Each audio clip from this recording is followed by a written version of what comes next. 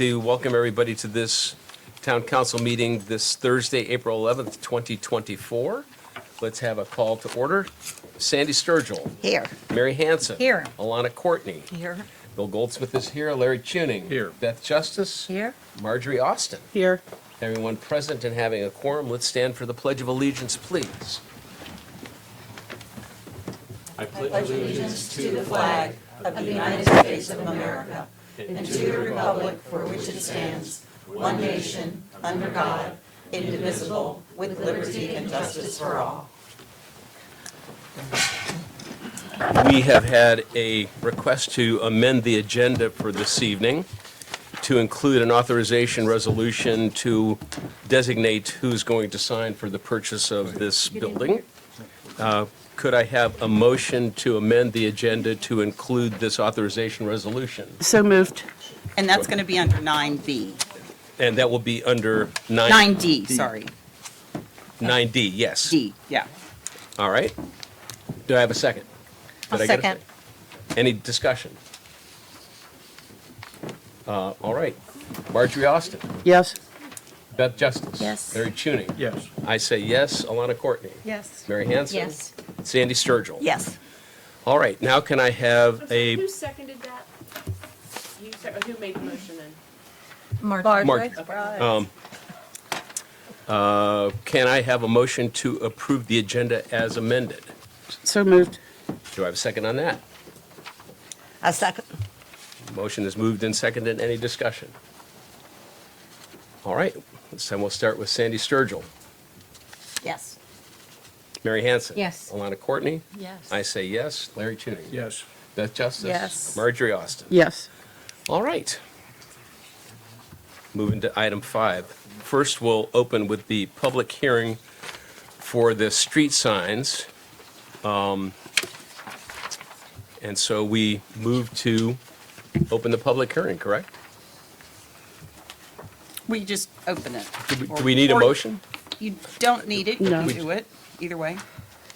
Mr. Mayor, I put it's all on one of those two sheets of extra paper. Right. In the order. All right. Well, we'll do it the way Martha has written. Do I have a motion to open the public hearing with regard to the street sign ordinance? So moved. Do I have a second on that? Second. All right. Marjorie Austin. Yes. Beth Justice. Yes. Larry Tuning. Yes. I say yes. Alana Courtney. Yes. Mary Hanson. Yes. Sandy Sturgill. Yes. All right. Mr. Costin, if you would like to make a presentation, please. Thank you, Mr. Mayor. Good evening, everyone. The first public hearing this evening is the sign ordinance amendment. This is basically a complete replacement of Chapter 19 in the Town Code relative to the buildings, signs, and road names. The Middlesex County has indicated that if the town adopts this ordinance, which significantly mirrors the county's ordinance, that Middlesex County has funding available to purchase new signs. In fact, I briefly met with the county administrator today, told him where we were with this project, and he's looking forward to a spinning around in the golf cart to do an inventory, anticipating that you all will pass this ordinance. And we have had prior conversations as well. The ordinance has been drafted, obviously, and reviewed by the town attorney. The fiscal impact would actually be favorable to the town at about the sum of $20,000. So your staff recommendation is to adopt the ordinance as presented, and that is the requested action by council. Be happy to take any questions you have this time, but the necessary advertisements have been made, and the ordinance has been available for review here at the town hall. All right.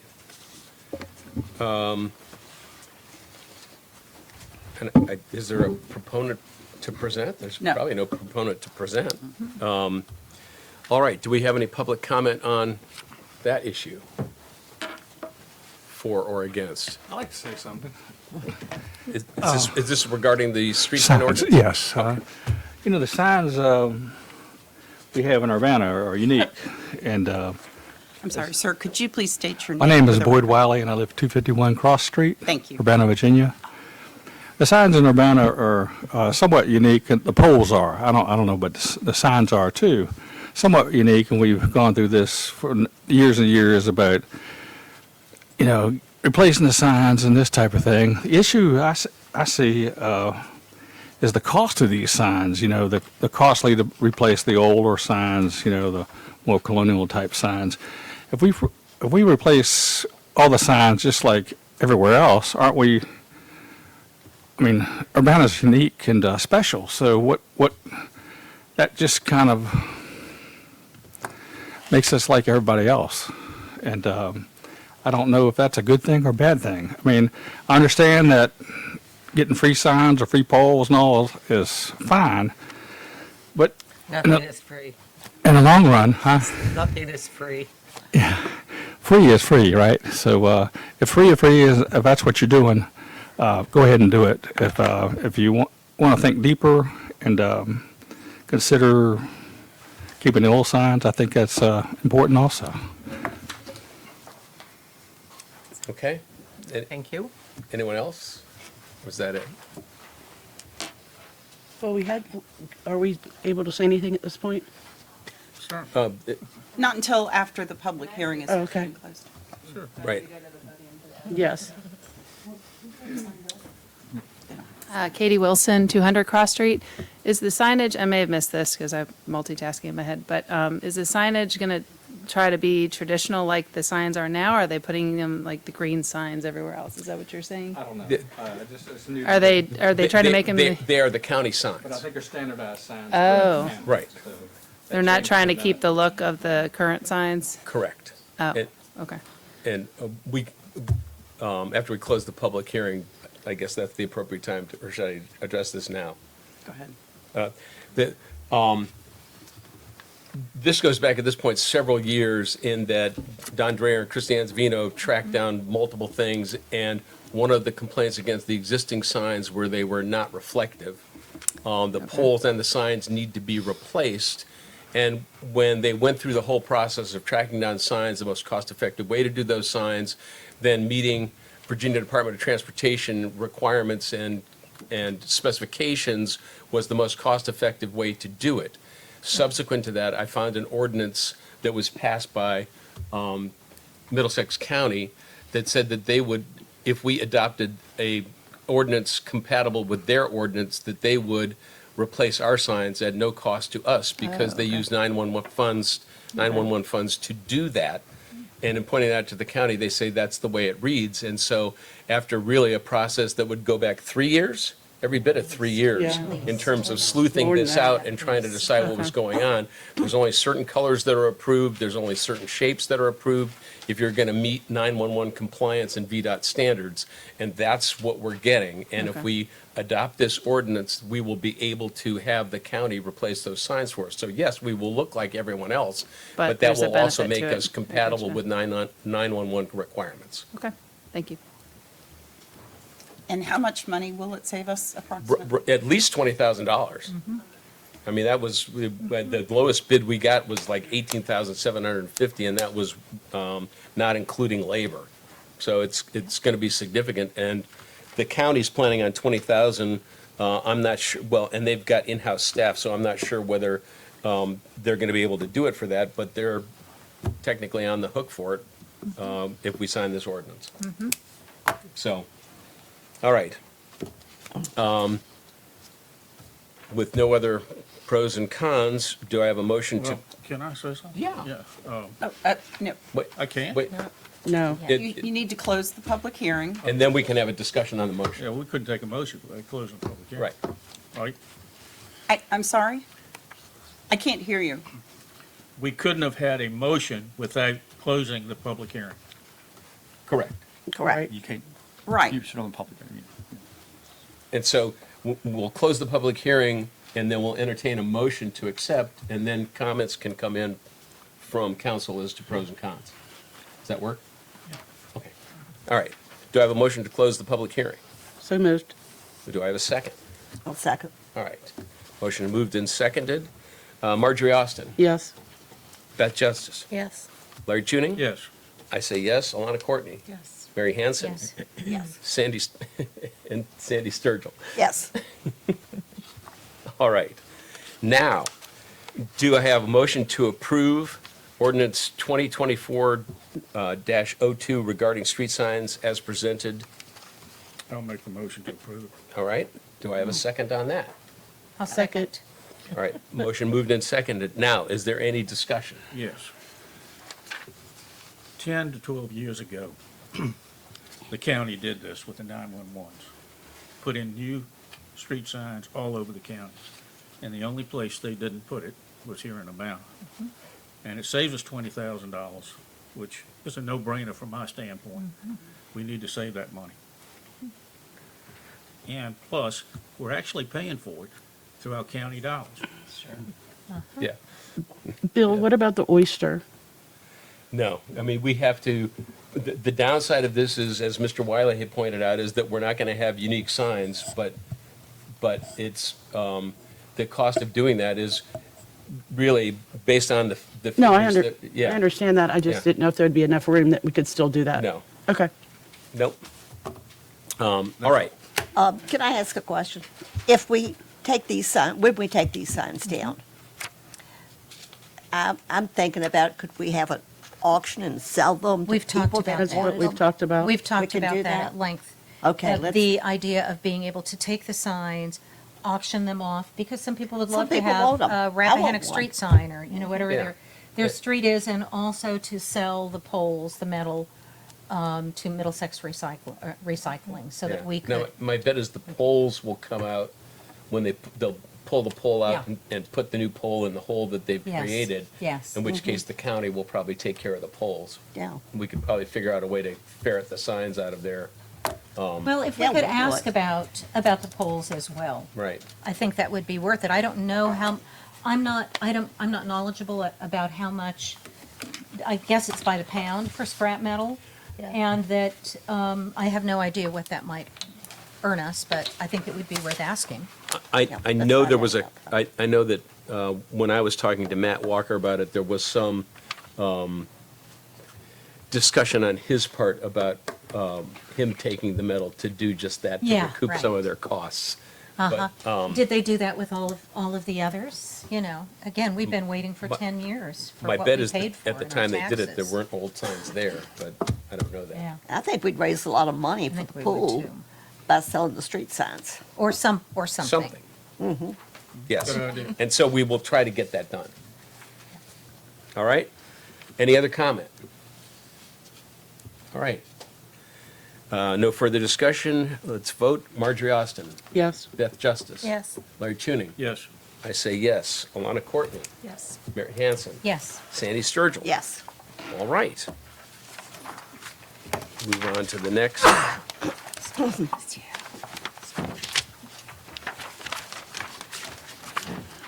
The next is to entertain a motion to enter public hearing to consider ordinance number 2024-03 regarding special use permit 1-SUP-2024. So moved.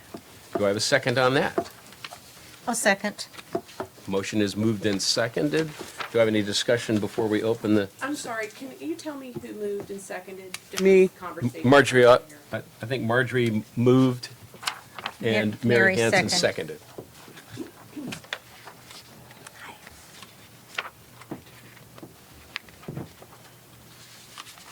All right. Any second on that? I mean, any discussion on that?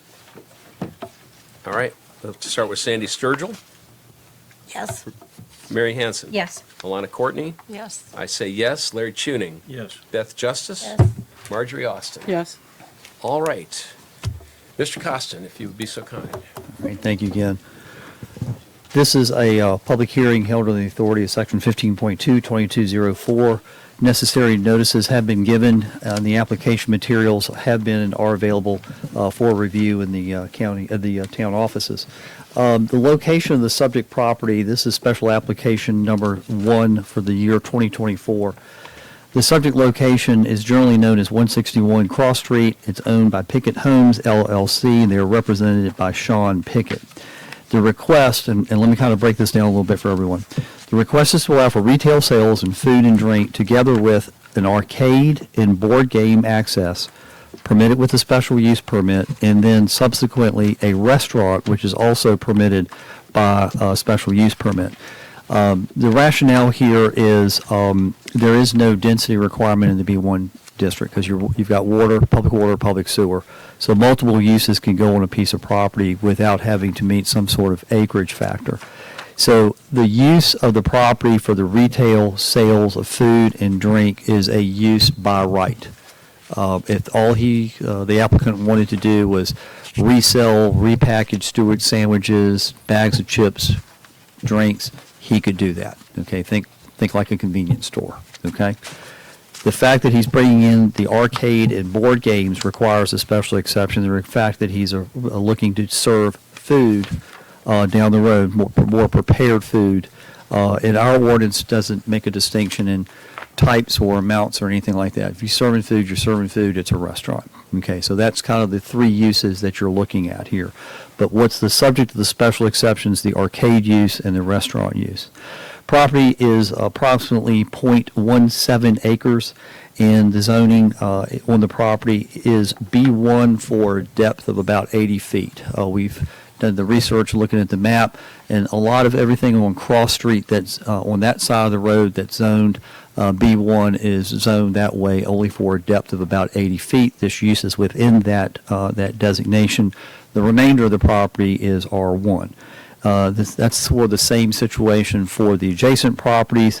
They're either split zone B1 or completely zone B1, such as those across the street, or some of the adjacent down towards the marina back up against this piece of property. Those are all zoned R1 completely. Now, the comprehensive plan identifies the area for general retail and services. And so there's some supporting language in the comprehensive plan under the economic goals and objectives, with the goal being expand the economic activities commensurate with the existing character and lifestyle of the local community.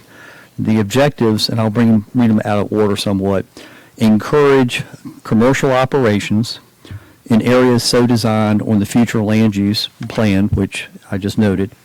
Encourage diversified, vibrant environment through mixed-use development which combines residential, commercial, and recreational functions. And provide an environment for the types of employment that will sustain local workforce. The zoning compliance factors here are that there are no setbacks in the B1 district. So this is going to give you an issue with the parking later on.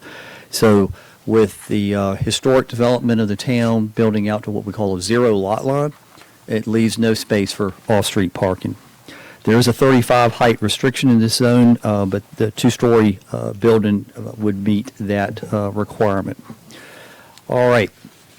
So as the ordinance does not list any specific concerns to consider when reviewing a special use permit like light, noise, odor, the ordinance does recognize the authority to impose conditions to mitigate adverse situations related to the general health, safety, and welfare of those on or about the property. Thus, the general health, safety, and welfare, or the police powers, extend to the nature and condition of all adjacent uses and structures and the effect upon them by the use proposed.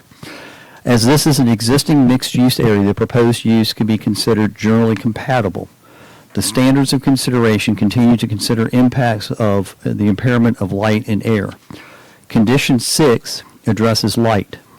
Condition 10 is offered for the privacy of security and adjacent occupants, although it will have some impact on the movement of air. And that is the provision. Condition number 6 limits the intensity of the lighting. Condition number 10 requires the erection of a privacy fence around the property, but so as not to interfere with any easements.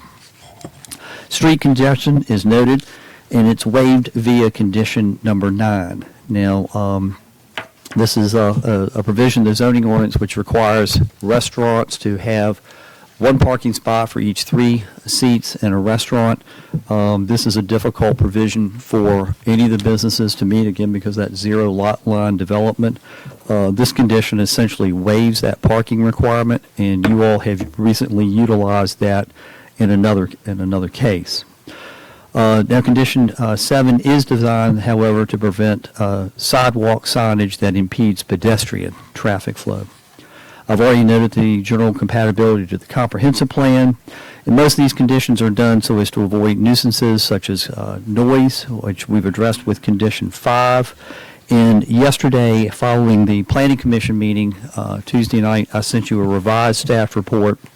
Condition number 5 has been amended to read, to limit the amount of noise, no outside speaker system shall be utilized, and no outside seating provided with service. So folks can sit outside and wait to get in, but they can't be served outside. Let's see if I have a place here. Most of the conditions proposed are done so as to avoid these nuisances. I've spoken to condition 5. Condition 2, the hours of operation, that is written as it was proposed by the applicant. In condition number 1, odor, which addresses the trash management. Now, particularly notice conditions 3 and 4 as they relate to the aspects of the proposed use. Board games and throwback video arcade games may be suitable, but skill games are of concern, if only for the attention given them in the recent General Assembly sessions. In addition, condition 3, which is a standard, is detailed to adhere to youth protection standards. So let me just state that the condition relative to the arcade is that no game shall be offered that results in the award of monetary prizes in any form, and that would be cash, gift cards, or credit. And then the condition number 3 is to comply with all local, county, state, and federal laws, rules, and regulations concerning the conduct of its business to include, but not limited to, the Virginia Department of Health and the Virginia Alcohol Beverage Control Authority, with particular compliance to alcohol service in the presence of underage persons. The remaining 2 conditions are standard. We have received several comments about this request. They were all forwarded to you in your packet, with the exception of one that came in after the Planning Commission meeting, and I sent that to you via email yesterday. And at this time, I'd be happy to take any questions you might have. Questions? The size of the lot, I guess the R1 is, it says from B1 for the depth of 80 feet back, but it can't be so much land. They have .171, so it can't be so much. Right. It's only for the depth, the width across, and 80 feet back, and the remainder. But there's no breakdown or calculation as to how much is B1, how much is R1. Yeah, okay. I just took that from a scale measurement off the zoning map. Anyone else?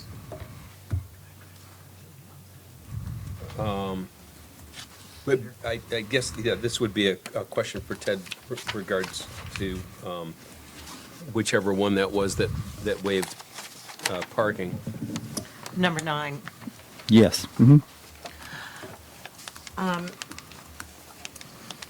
have noticed in the last year that the cars parked in front of that building, that it really impedes going down Cross Street heading north, because it's blocking a curve as it's going around the curve.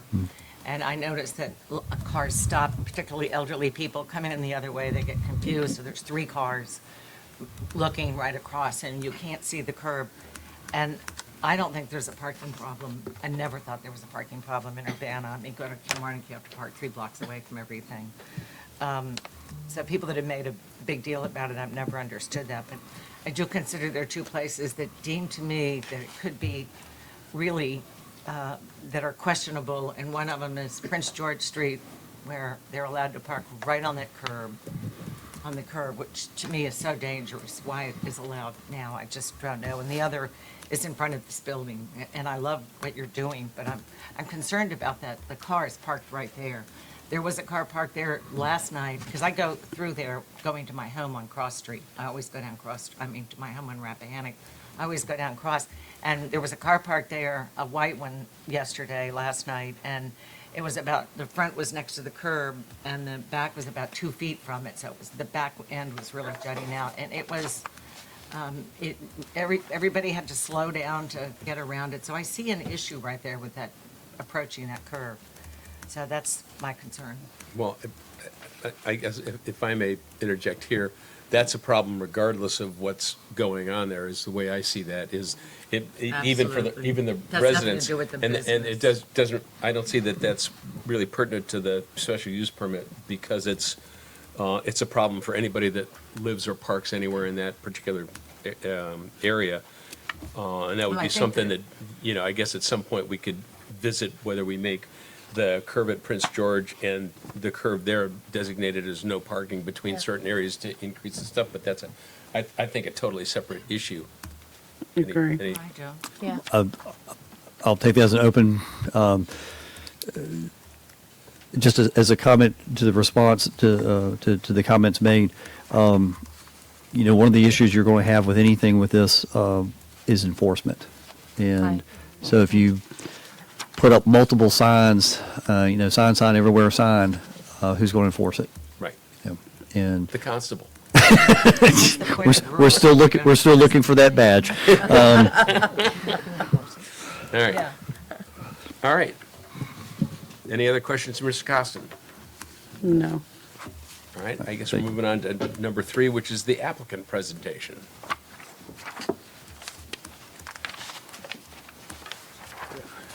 Hey, how y'all doing?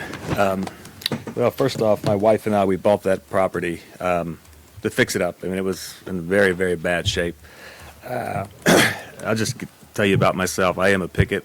My family comes here from the 1600s. They moved up the river to Port Royal and eventually settled in Caroline County. So it's kind of come full circle. My son's name's Henry, which is the Henry that actually came here in Middlesex County in 1617 or something like that, a long time ago. So we Welcome came back. Yeah, come full circle, as I tell my father. So we've renovated that building.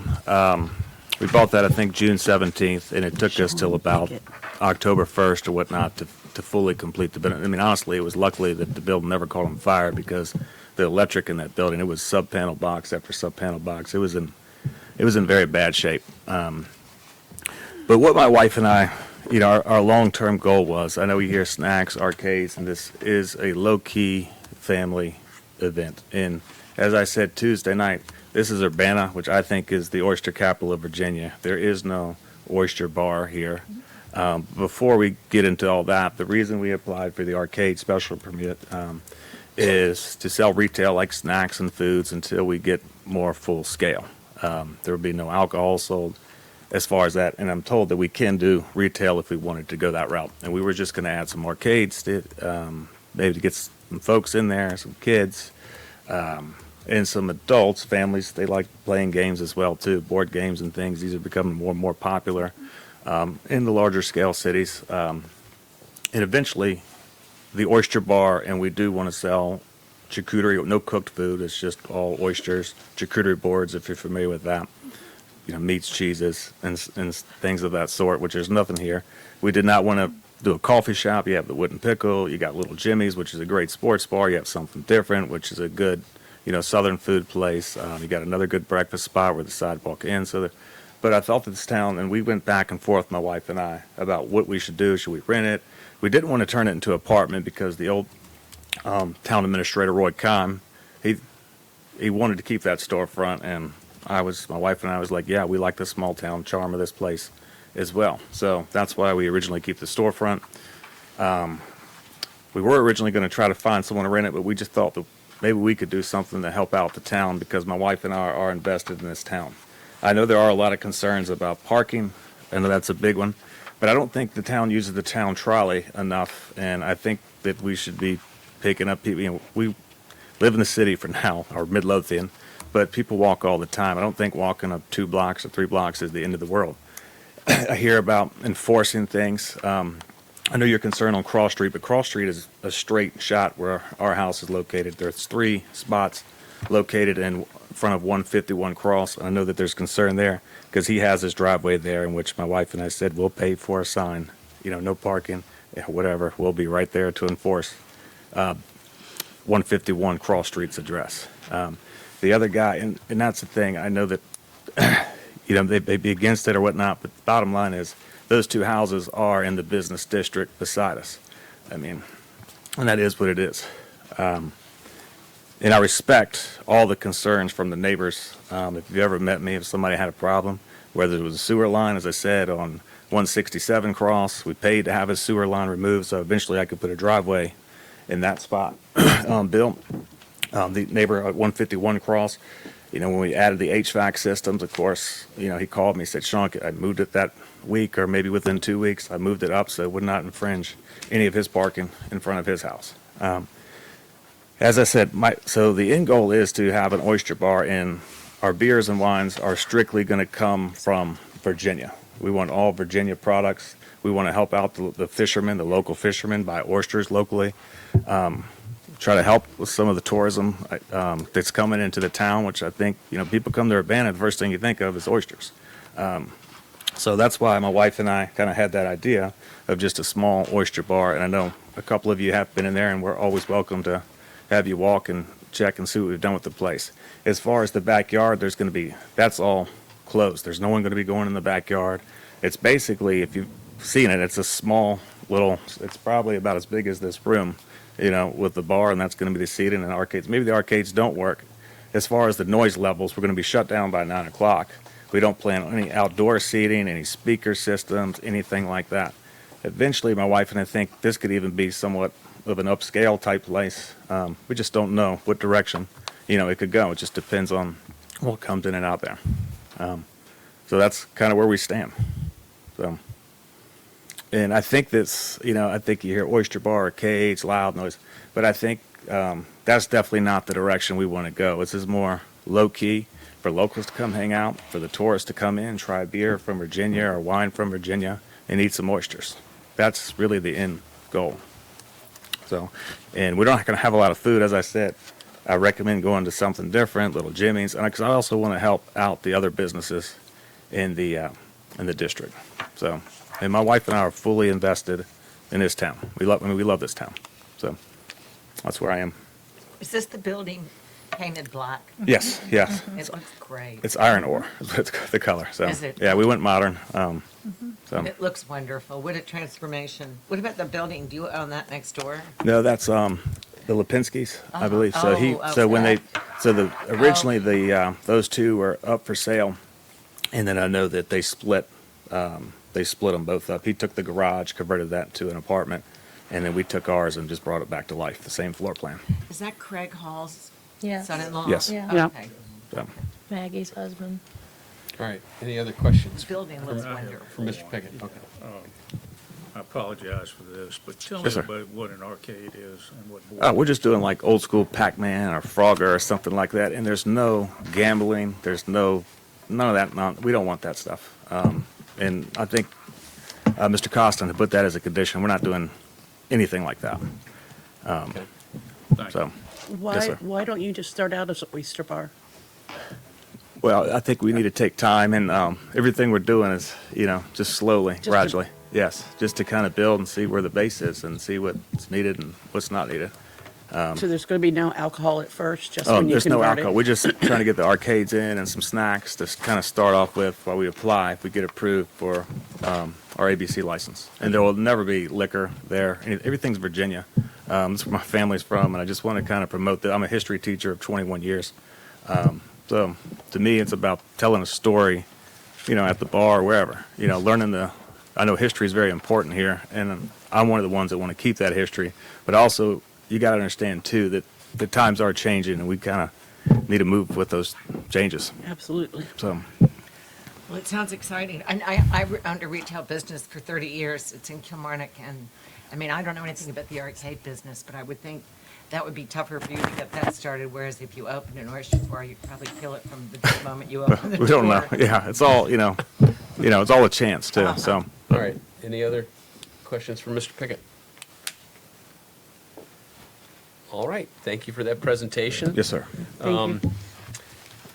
Now we're going to move on to the public comment section. Mr. Mayor? Yes. Before public comment starts, can I please ask if each person has 3 minutes to speak? Please allow each person to speak before going back and forth, because otherwise it's not fair to other people. Right, what I was going to ask is that the people, when you're making your public comment, please address the council. It's not a conversation amongst the people in the crowd. in 3 minutes. All right. Speaking in support, Katie Wilson. Hello, I'm Katie Wilson. I am at 200 Cross Street, basically diagonal from your place. Initially, when I heard about this idea, this is a small town, everybody was talking about it being like a bar and probably drugs are going to come and all these rumors started. So, and then I heard about what Mr. Pickett was actually intending to do, and my opinion changed completely. I think the parking issue is an issue, but in a way it's not, like he said, with the trolley, with it being a walkable town, and, you know, people do walk from one part of town to the other to get to a restaurant. It's just the reality of the weekends here.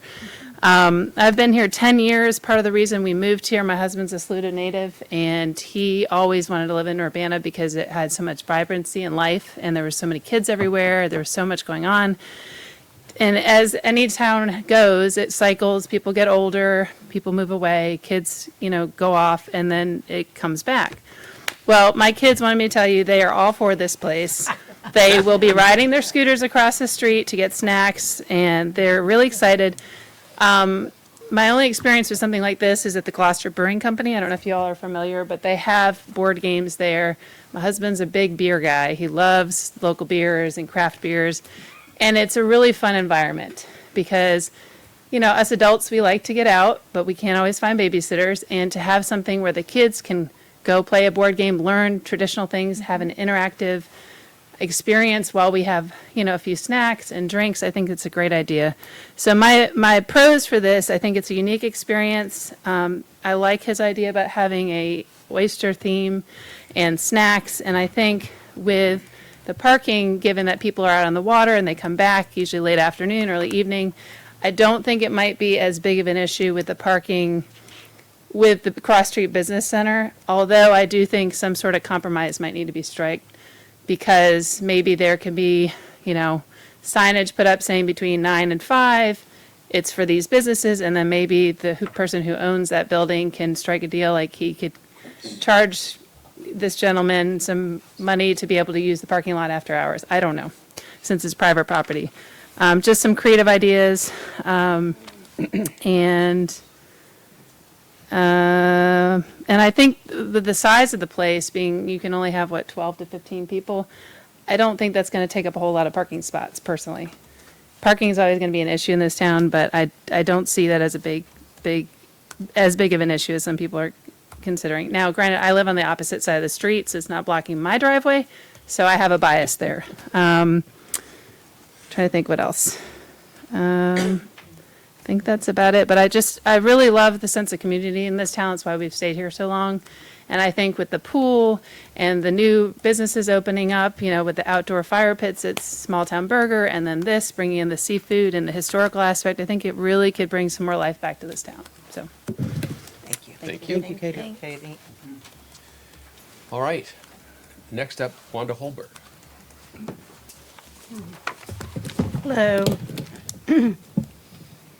I am Wanda Holberg, Steve Holberg's wife. Most of you probably know that. We own a business at 31 Cross Street, and I'm part owner in that business. My husband is trying to meet tax deadlines, so he couldn't get here. But anyway, I've served 2 years on the Urbanna Planning Commission, and I spent 2 years on a planning commission in downtown Richmond. So I do understand SUPs.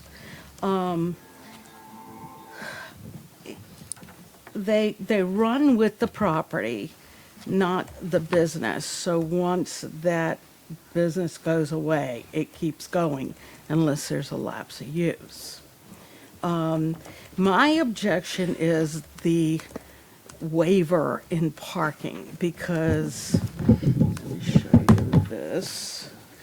This is a picture of a normal business day in front of our building, right here, the white one. And all of these cars, this is on the side of the real estate company, which is this building right here. All of these 6 cars right here are all the way down to his building are employees and Jacob's Ladder's employees. There's also an apartment up there.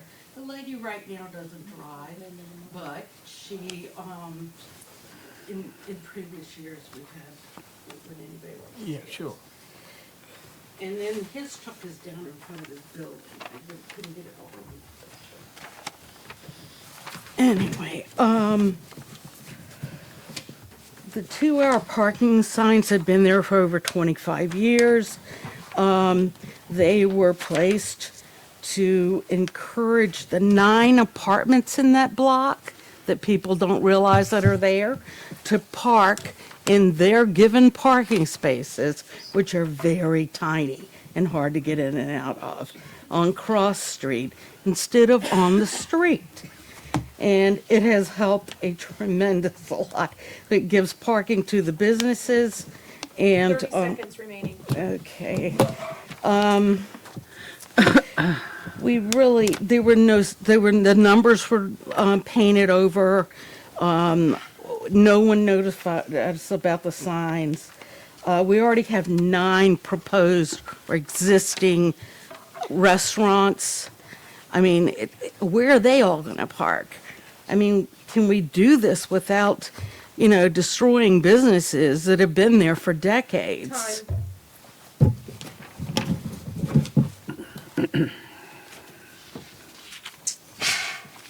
All right. Bill Breeden.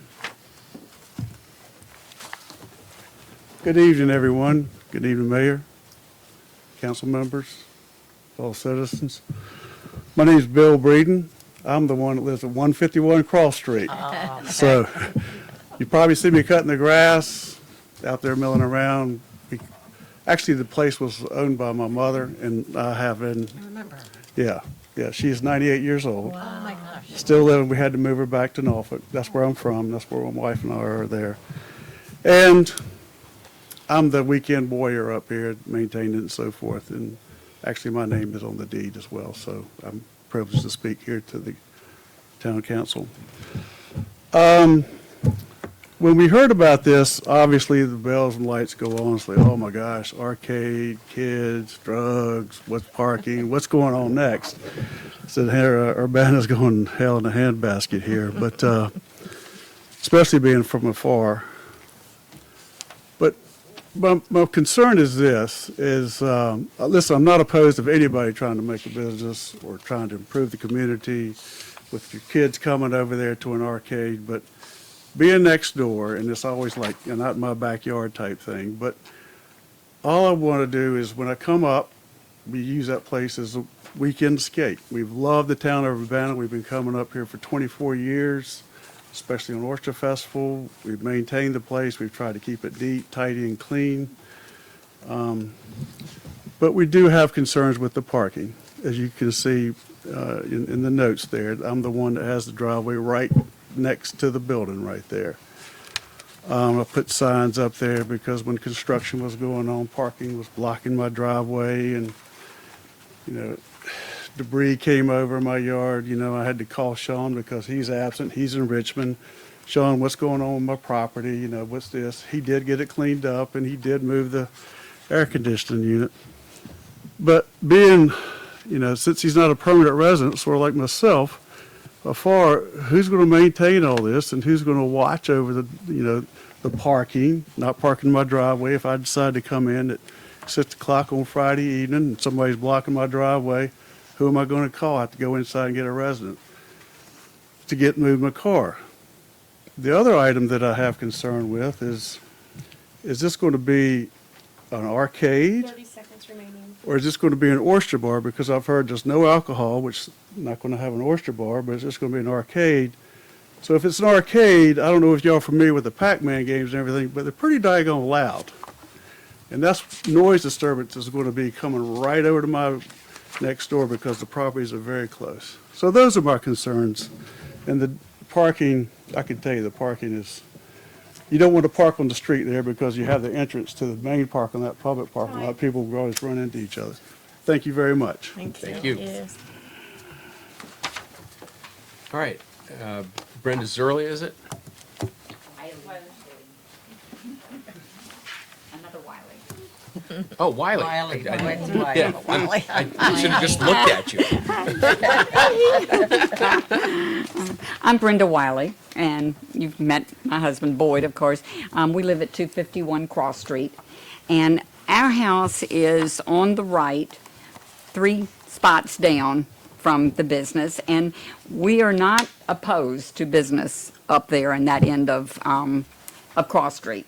But we are living in a residential area, and there are a lot of residences down where we are. And we're concerned, and not only us, but we've heard this from other neighbors too. And we are very impressed with the work that you've put into your plan here, and just want to voice our concerns.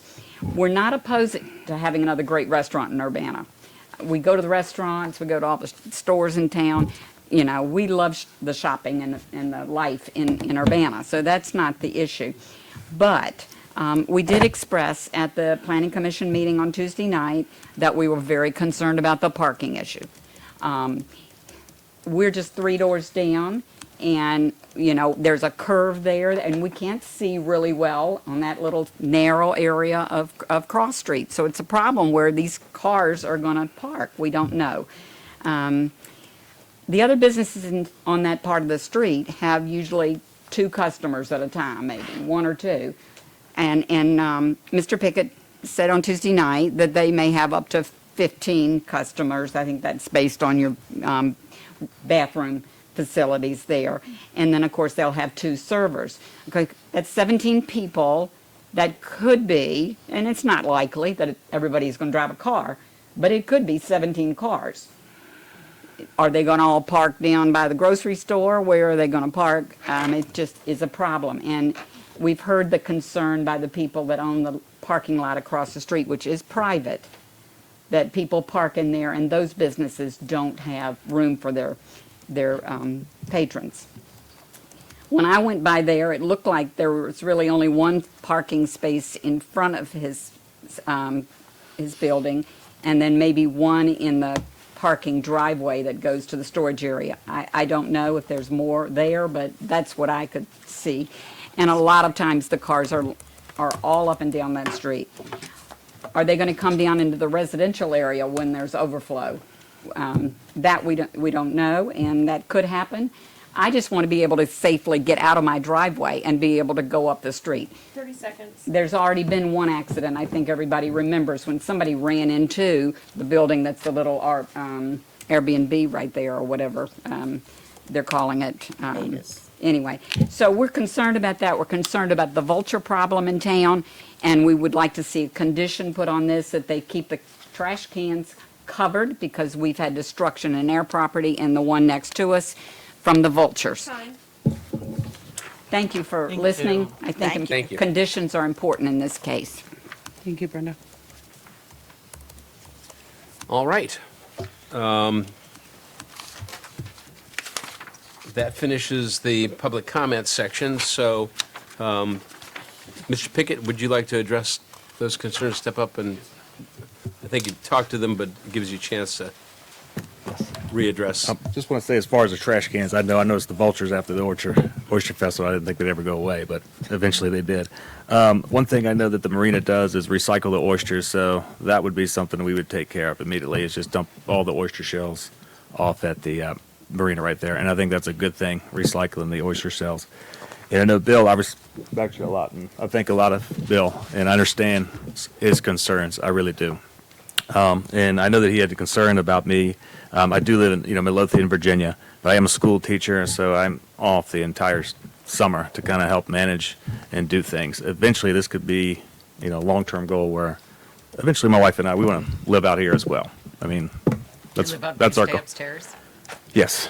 But it's just can't happen right now. We're not there yet to, retire. So I just hit 45 last week. But yeah, I told Bill I'll pay for parking signs or whatever. I don't think that's a bad idea. I think if it ever gets to that point where you have 15, 17 cars, I don't see why people can't charge. I know the place across the Virginia Street Diner, that lot seems to be vacant a lot of times. I know I could probably find a busy day and take pictures too, but my dad and I, we worked all last summer. I mean, we did a lot of the work ourselves, and I could tell you, there was a lot of times where a lot of those spaces were vacant. I mean, it's summer, and that's just what it is. So, but as far as the arcade games and things, yes, they're loud. We don't plan on making it super loud. I think you see we only going to put 6 in. As far as the alcohol and beer, we have to put something in there now, like I said, just to wait until we get to that point, to the full oyster bar and charcuterie boards, as we wait on the ABC license. So that's it. I do hope that you consider this, because I think it'd be something good for the town. I really do. And I think, as far as my neighbors go, I'd probably buy you a beer the first guy I'd buy. Seriously, because this the kind of guy I am. It's the way I was raised. So thank you for your time. Thank you. All right. Now I guess before we go into discussion, I need a motion to close the public hearing. So moved. Mr. Mayor, Yes. staff comments? Oh, yes, of course. So the attorney and I have been going back and forth. We've heard a lot of comments this evening. At this point, you have several options. You can approve with conditions, or you can deny, or you can postpone. This time, staff is going to recommend that you postpone a decision until your next regular meeting. Let us recraft some of the conditions to respond to some of the things we've heard tonight, as well as the Planning Commission meeting. And I forgot to overlook, I overlooked, Planning Commission did recommend approval with the conditions as were modified in the email to you all yesterday, but would recommend that you all take a deferral at this time until your next regular meeting, not the work session, but your regular meeting. Okay, and we'll have to re-advertise that, correct? No, sir. If you close the public hearing, Okay. if you close the public hearing, you've closed the public hearing. Then you can go ahead and take as much, well, not unlimited, but you have some options in terms of time Okay. to take up. All right. I think we can knock this out in a month. Okay. Okay. And I think we have to be sensitive to the concerns of people.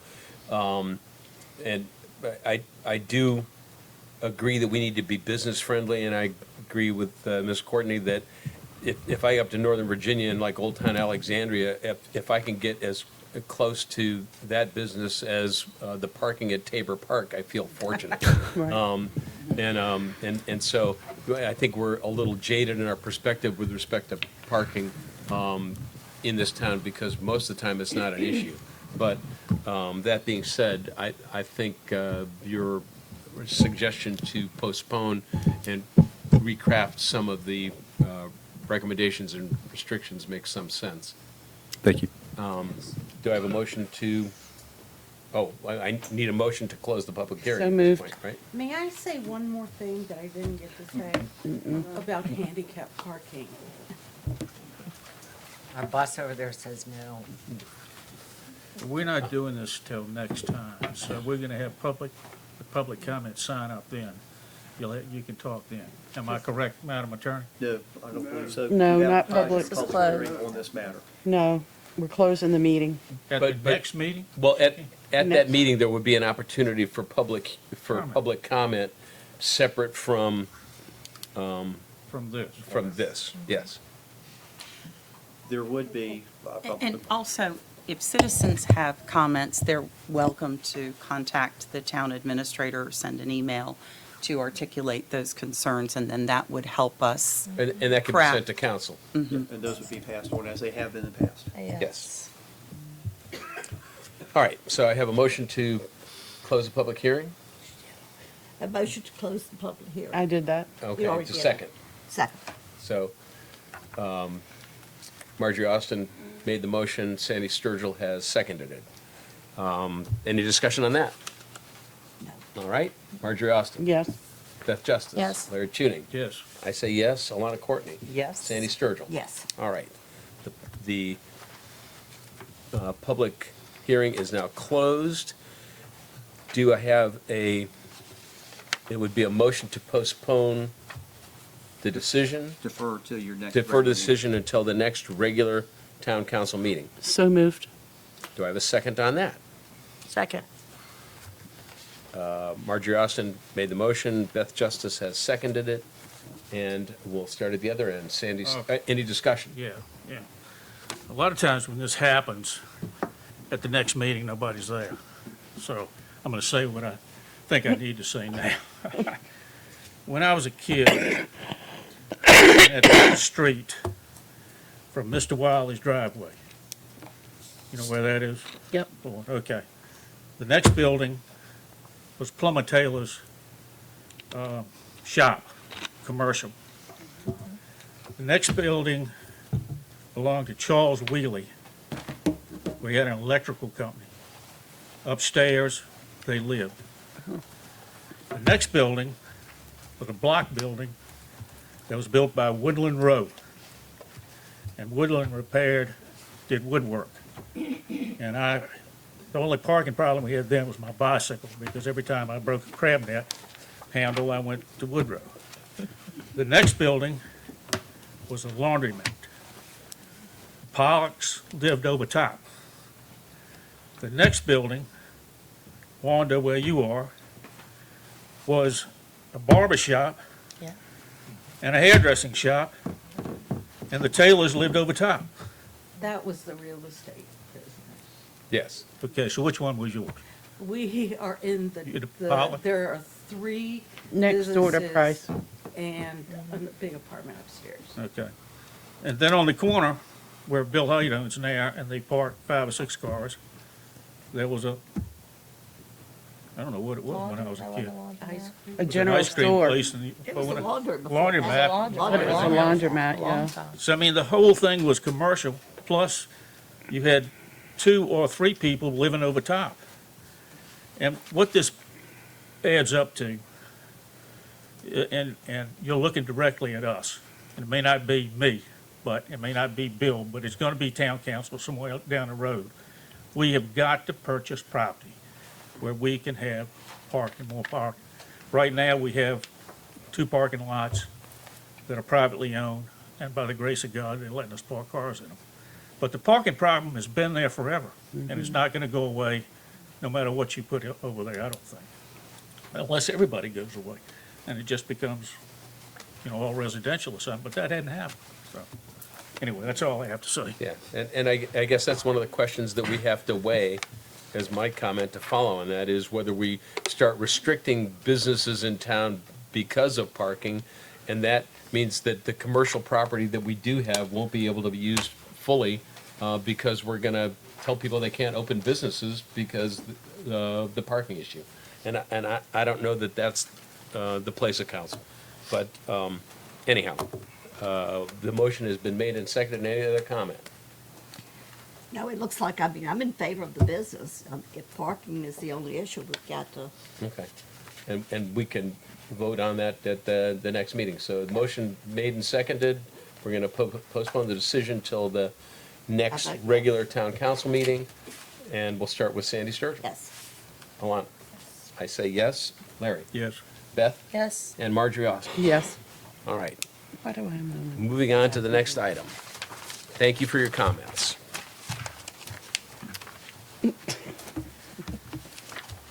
All right. Now we'll go into reports. Town Administrator.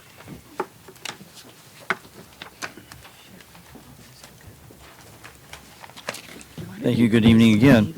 All right, so you have a written report before you, but I'm going to go off script for a couple of items. The first of which is to let the council know that your clerk, Martha Reidenberg, successfully completed the certification course for planning commissioners. Yay. So you'll see her up here soon handling some of these cases. The first item notes many of the meetings I've been to, including one with Councilmember Tuning regarding public access for Waterman. One of the meetings, and quite frankly, an item that's taken up a lot of staff time has been the issues around the 4th of July fireworks. You will have later tonight on your agenda an item to rescind the contract with the fireworks company because the fireworks will not be happening because of insurance issues. But we are, the committee is working hard on trying to find not just one event, but several events, not just on one day, but several days, to fill the July 4th weekend. Nothing's been locked down. I will say again, nothing's been locked down, but a lot of things are being worked on, and some things are very close. Now, also, when I wrote this last week, we were waiting to see what the governor was going to do with the short-term rental legislation. The clerk and I, the mayor, met yesterday with Delegate Hodges, and it was fresh off the print as to what he had done. A copy of that is before you. It was marked up by the town attorney, so it was a lot neater than what we had yesterday, which was my chicken scratch. But it looks, what she's marked up will reflect what the governor is recommending be done to that bill. So it looks as though that bill is going to go through in one form or another. And with that, the planning commission will have a better idea of how to proceed with your instructions to address the issue of short-term rentals. As to the purchase of the current town offices, the town attorney's been coordinating with the seller's attorney, and again, another hot off the press item, the amended agenda item will be addressed by the attorney at that time. And if I could just add, it's my understanding that they are attempting to close next week.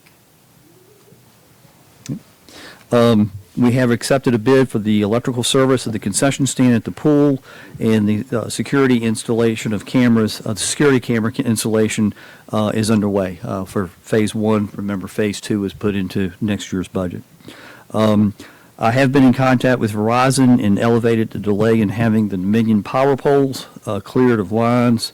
I was assured that the project would be scoped by Verizon on April the 9th. And it was, and as luck would have it, Miss Austin was in the office when they came in to give me their report, and she kind of made sure I behaved myself with addressing their delays. So I want to thank Councilmember Austin. My efforts to engage VCU in the comprehensive plan have not been successful. I do have a colleague who's expressed some interest in the project, and I'll await a proposal from them. She actually came in today, and we met with the mayor and Councilmember Hanson, and I'm still awaiting a proposal. But we also have had a reach out to ODU, and that's already generated a inquiry for a potential intern for the summer. Nice. So we may be able to combine forces there and get the comprehensive plan off of dead center. Nice. Okay, so that was pretty much the written report, but let me go ahead and address one item that's on a lot of people's mind is the water leaks that we've had this week. So the reality of the situation is this. Twice a year, freeze and thaw. And even though it wasn't a cold year, ground still gets cold. Pipes move, pipes bend, pipes crack. And so we're in that period of time where a lot of water systems are out doing repair work. Can't control the weather. So the other factor that we're dealing with here is very old pipe, a lot of cast iron pipe, and it's one of those things where you sleeve it, you seal the leak, and the water pressure will find the next weakest point in the pipe, and it springs again. And sometimes it's within feet, sometimes it's within blocks, but it's going to go to the next weakest point in the pipe. In talking with Mr. Khan a lot this last week, because he's still serving on the Water Committee, still serving on the Finance Committee, as a citizen representative, he kind of provided some of the institutional knowledge that the application that was made for grant funding was turned down because the town's water rates are below competitive rates.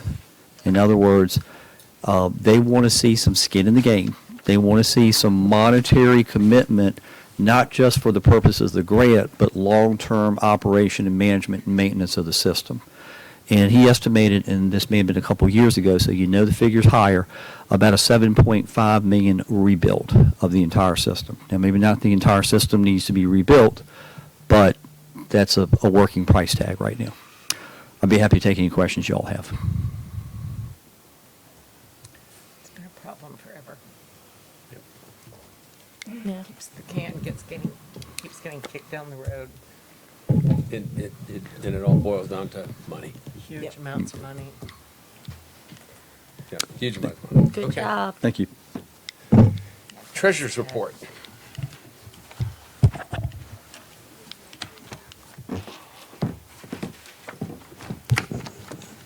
Good evening. In your packet, you will see we're reporting, this is for the February. Because of the restructure, we're now like a month behind. I have no really additions to add to my report. Our first interest will be due in April 15th from the 3 CDs. That'll be in excess of $7,000 in interest, so I'm working on paying my salary in interest. The only other thing that I would like to mention and see if anyone has any objections, if you can see from the report, we have a premise bank account for, it was like a USDA well replacement. We initially funded that with $2,500. We opened that when we were going to drill the new well. At that time, we thought that we would need this separate account to track funds. Well, it turned out we never did need the account, and it's almost 2 years now, and the only activity that this account has is interest, like 60 cents a month. So I'm going to go ahead and close that. It's an efficiency on my behalf, one less checking account that we need to track or report on. The same goes with the DMV. We currently open that. In the beginning, we thought that we would be able to make the daily deposits to that account, and then DMV would sweep them out to their accounts. Well, the local bank is not large enough to do that, so we are running those deposits on a daily basis out to Truist and Saluda. So what is happening is I'm depositing the money to this account and then ending up quarterly transferring it to the operating account. I spent over 2 hours on the phone with my advisor from Edmonds, that's the financial program, and we were looking at different efficiencies and cleaning up some things, and this is 2 recommendations to why are we doing this? So I'm going to go ahead and, unless somebody has an objection that I should not do this, I'm going to go ahead and close those 2 accounts. Those funds will be transferred to the operating account. I did make the quarterly transfer for the DMV. I think it was $4,300 and some odd dollars, and I always left just $100 in there to keep it open. So right now the DMV only, in fact, as of today, only has 100. So when those checks come in, they'll be just deposited to the operating account. The USDA that we had opened, those funds originally came out of a 500 water account to fund it. So I'm just going to put it back where it came from. Sounds good. Okay. Any other questions for me? Nope, thank All you. right. Thank you very much. Good job. All right. I'll take the Water Committee and the Finance Committee. Water Committee, as Mr. Costin said, we met and we not only discussed the infrastructure issues, and we did get turned down for a grant. We asked for the entire amount, and I can't remember what the numbers were. There were a fairly large number of people that were granted funds, and the top 15 got funding, and we were not in the top 25. And it boiled down to, as was pointed out, they want to see that we're actually charging a competitive rate for our water, because we could be generating income that we could put towards infrastructure rather than asking for a handout. And so that's a real mixed bag, because if we raise the water rates, then we might be eligible for grants. We need to raise the rates in town before we raise the rates out of town, because that's also another place we get dinged, in that the out-of-town rates are significantly higher than the out-of-town rates are significantly higher than the in-town rates, and that differential has to be closed before we can be eligible for other money, even in the case of loans. And so over the next several cycles, those are changes that'll probably have to be made so that we can even keep up with the maintenance that we have to make to put sleeves on. So the other thing that was discussed in the Water Committee is that something that has lagged during COVID, we were not allowed to collect on delinquent water funding or water bills. Our ordinance was not up to date with regard to the process, but we can use the state ordinances. Is that correct? to back up the collection of funds on water rates? We can, but also I was just telling the town administrator that I have done a rewrite of our water part of the town Okay. code, which will then mirror the town code, so it'll all be good. Good. Okay, so anyhow, that was the other point of discussion, is because we have something like $35,000 hanging out there in delinquent accounts for the water fund. I thought it was like 62. No, it was 35. Yeah, it's like 35. 35. Yeah. So total And 62. those, and now, there are more monies that are out there, but they're they hang out there from a time that they're not going to be collectible because we can go back 3 years? Yep. Is that right? You can't collect it after 3 years? Isn't that, no? I don't think so, no. No? You can There's collect no them all? statute limitations. It would depend on the account. Okay, all right. So anyhow, that's what the Water Committee was discussing. The Finance Committee overlapped with these finance discussions with respect to water, but we also are trying to finalize a budget. We're running into some shortfall where we're going to have to really sharpen pencils and squeeze some things, because when the assessments went up so that the tax bills didn't go up appreciably, we lowered the tax rate. It turns out that that also not only put us in a spot where our real estate taxes for the budget actually decreased by a little bit, but it also affects our bank franchise rate. So we will get less in our bank franchise tax because it's tethered to the real estate rate that we charge. And as we all know, costs have gone up. So in the case where we had a little bit of slack last year, we've got increased costs and decreased income for the upcoming budget. And so that's the machinations that we're working through on that. And we hope to have by the work session budget that we can discuss as a council to try to get this thing finalized by June 30. Planning Commission, Mary's gone. Do we have any?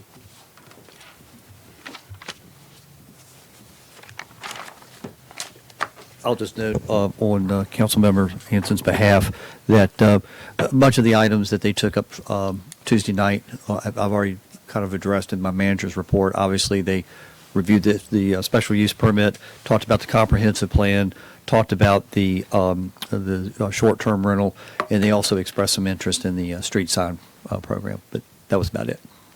Okay. All right. Any public comment in general?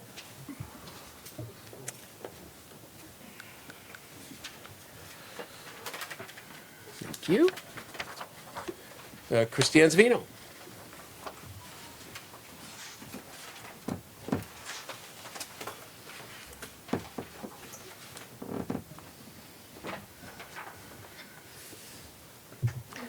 Oh, it hurts my knee to watch you. No running. Okay.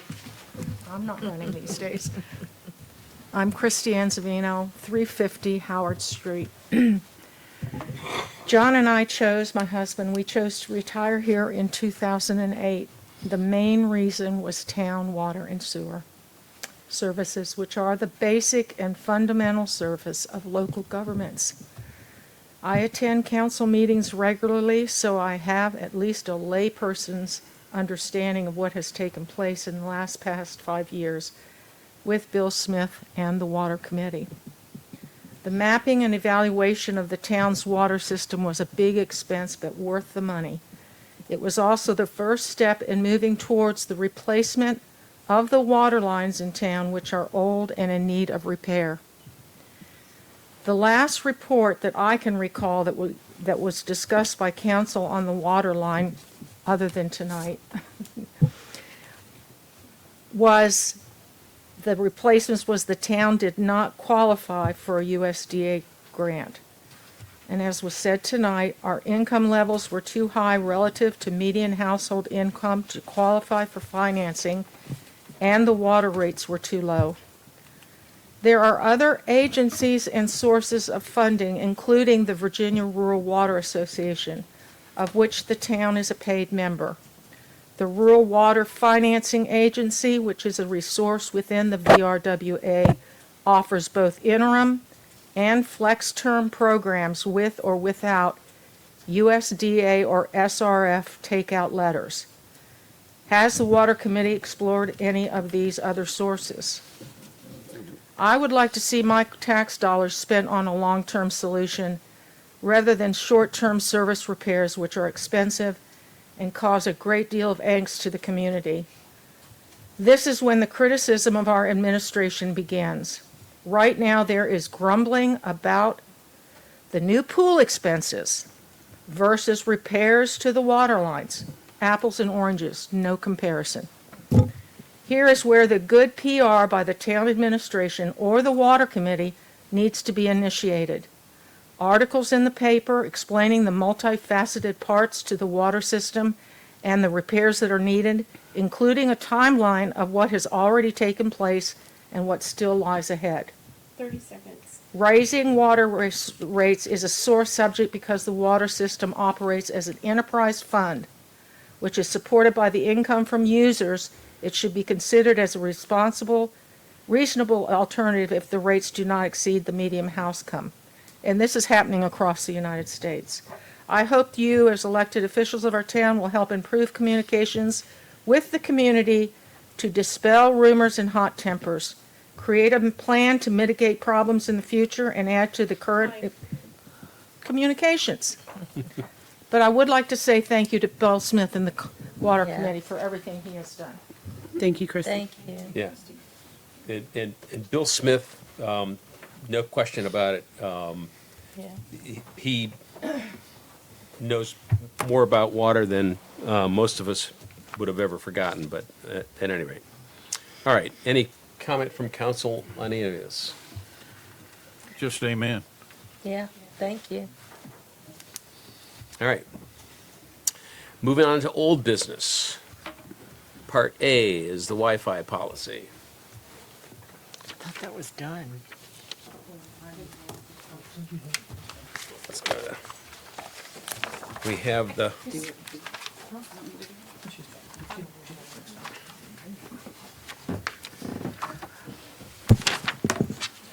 Within the packets is the information that we spoke about last time, and we're bringing it forward. This Wi-Fi policy is to help protect the town, to educate those that are using our facilities, both, and that can be at the marina, the museum, and here in Town Hall. We have guests, so it's highly recommended that you go ahead and approve this. So and just to back up a little bit, there was an issue down at the marina where somebody was downloading pirated copies of movies over the web, which Breezeline picked up on the fact that stuff was coming in that shouldn't be because it was against the town's user contract, correct? that is correct.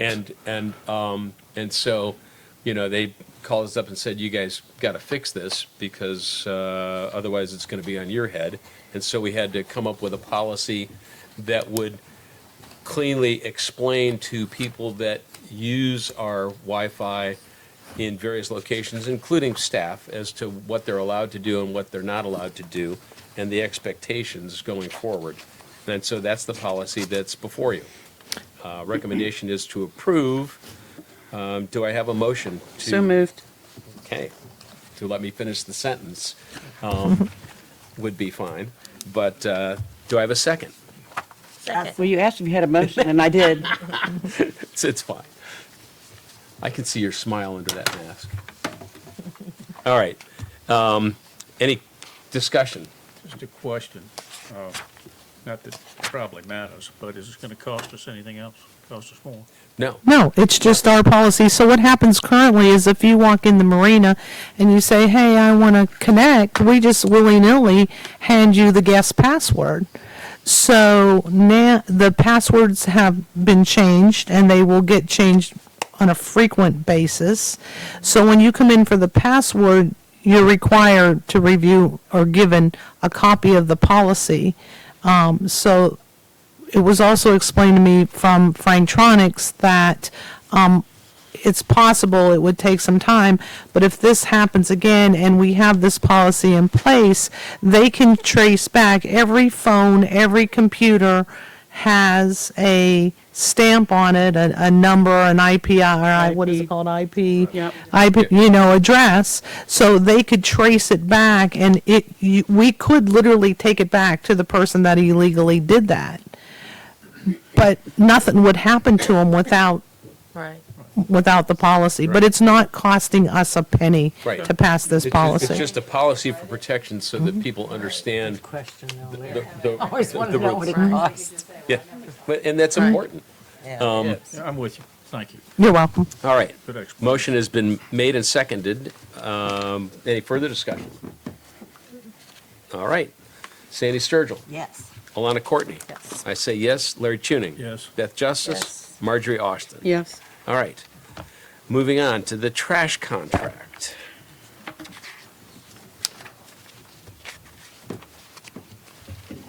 All right, the agenda items, the trash collection contract. At your work session in closed session, you had reviewed 3 proposals that had been received by the town staff after a solicitation for the service of trash collection. After consideration of cost and performance, staff was directed to request of Laneview Environmental a contract which reflected the following: initiation July 1, 2024, annual fee of $90,600, and that would be paid out monthly. Year-round, once-a-week pickup in seasonal pickup, April 1 through November 8. The vendor has offered to extend that seasonal pickup, the additional pickup by 1 additional week to November 11. There are no significant alterations in terms and services compared to those of the last several years, and all members of staff, to include the county attorney, have reviewed the contract. The fiscal impact will be $90,600 as an annual fee paid over 12 months. The staff recommendation is to enter into the contract with Laneview Environmental for trash collection services as outlined. That is the requested council action, is to move forward to authorize the mayor to execute the contract before you this evening. Be happy to take any questions you have. I have a question. Why are we authorizing the mayor to execute the contract that the town administrator should sign the contracts? Because I know that sometimes, are you talking about the trash contract? Yes. Yeah? Okay.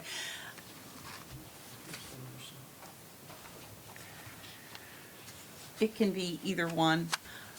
I thought I was going right back into the closing, so. Yeah. It could be either person. I didn't draft it, so maybe the person who drafted it just thought it should be the mayor. I don't know. I think it should be our town It certainly administrator. doesn't matter to me. We can, fine.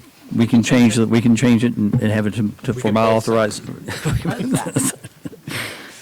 Your first name, my last name? Yeah. Yeah, okay. No. So, whatever's the council's pleasure. All right. But you have a draft motion there if you want to change it from the mayor to the town administrator. Yeah. Yeah. It doesn't matter. I just as soon have my name on fewer things. Well, if you get mad with us and quit and walk out, is that a problem for us? Exactly. Okay. What you should know. I'll sign the in contract the before I general- leave. In the general public is that we had a bid that was more than twice this. Yes, it was what, $197,000? No, the previous people were close, not this good, but they were close. But the third bid was $197,000. Well, So- this needs to be approved in the mayor's name. I have no problem with you signing it, personally. We need to move ahead, don't we? Yes, yep, because we got to get it locked in by Right. July 1. All right, so motion made and seconded. Any other What is comments? the motion? Is it To- to have the town administrator execute or the mayor execute? What's the pleasure of council? Wait, is there a motion to I said- approve the trash contract? Well, that's and what I change said it with so the that town administrator. signs? Okay, That's what I had said. All right. Whatever you want. So that's the motion to approve the trash contract with the exchange of town administrator signing the contract. Yes. And a second on that? A second. All right. Made and seconded. Any other discussion? All right. Marjorie Austin. Yes. Beth Justice. Yes. Larry Tuning. Yes. I say yes. Alana Courtney. Yes. Sandy Sturgill. Yes. All right. Now, fireworks. The next item is, as we all know, time has run out for us to set up fireworks for this year. Doesn't mean we're going to stop trying to get it for future years, but it doesn't look good unless we can figure something else out. But we had a contract that we were working on that we couldn't go through with because we have no place to set them off. Yes, Mr. Mayor, that's correct. It was a three-party contract. The town, the vendor, the provider, Francisco Display Fireworks out of Halifax County, but also the launch site, because of the insurance issues, that third piece of that contract could not be completed. So just to clear the deck, I'd like for y'all to rescind your former action on the contract. All right. So do I have a motion to rescind the contract with Francisco Display Fireworks LLC as agreement could not be reached among all involved due to insurance concerns? So moved. Do I have a second on that? A second. All right. Motion, Question. Have we spent any money on this? On the fireworks? Yeah, did This- we- there was no Come on. there was no like a holding deposit or Yeah. anything like that, because we didn't complete the contract. all right. Any other comments? I hate that we won't have that. Yeah, I do too. That's a fair comment. But it is what it is. Just wanted to say it. All right. All right. Marjorie Austin. Yes. Beth Justice. Yes. Larry Tuning. Yes. I say yes. Alana Courtney. Yes. Sandy Sturgill. Yes. All right. Thank you. Now, the last thing that is up there is the authorization resolution. Yes, sir. Thank you for allowing me the opportunity to explain this. This has been specifically requested by our settlement agent, and the request was that there be a specific name of a specific person who's going to sign all the documents. And in this instance, Ms. Austin, I picked the mayor because I know that Mr. Costin is here sometimes, but not necessarily all the time. And I don't know when the closing will be, and I do anticipate that the mayor would be here. So I had to name a specific person. And I would ask that you approve it so that they can go to closing hopefully sometime next week. All right. Thank you. Do I have an authorization resolution or You want do I to have a motion to accept this authorization resolution? So moved. Do I have who's going to get the second? Who's getting the 1st? I'll second. All right. Margie gets the first, Sandy gets the second. All right. Any further discussion on that one? No. All right. Sandy Sturgill. Yes. Alana Courtney. Yes. I say yes. Larry Tuning. Yes. Beth Justice. Yes. Marjorie Austin. Yes. All right. Now, moving on to new business. Any new business? Having no new business, any further public comment? We had a second public comment period. Anything. Anything? Why not? Whatever you Go want to ahead. say. I'll put your name up and, I was just, Katie Wilson, 200 Cross Street. I was just going to say that, like what you were saying about the history of Cross Street, in some ways, even though there's a lot of concerns, and I can see the validity of those concerns of the current businesses, this new potential business could bring some new foot traffic and people seeing all those other businesses, which might actually bring business to those businesses. So it could be a win-win if you look at it from the opposite perspective, so. Anyway, because especially, Cross Street's kind of quiet, especially during Oyster Festival. It's Rappahannock, but if you have a place that you can get oysters or do arcade games, it could bring traffic down that street. Oh, see Urbanna Massage, see this, see that. And then they can get more free Right. advertising. Yes. Thank you, Katie. Okay. Any announcements?